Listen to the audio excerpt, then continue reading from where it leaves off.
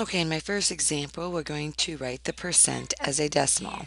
Our first one is 52%. So remember, when you're writing the percent as a decimal, the percent sign will go away, and you'll move the decimal, which is there, 2 spaces to the left. So this would be 0.52, and to write it as a fraction would be 52 over 100.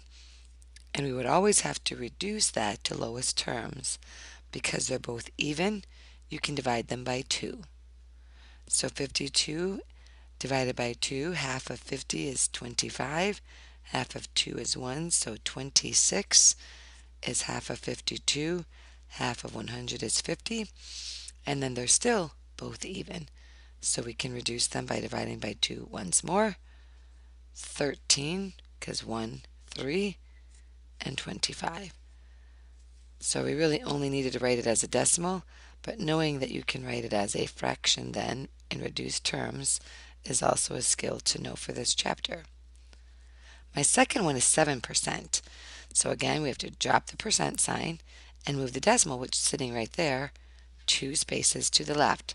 Because there's nothing there, we need to place a placeholder of 0 there so that that doesn't squish back over. So it's 0.07 or 7 hundredths.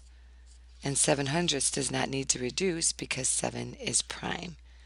So if you think you know how to change these percents to a decimal, you can click next to try some on your own.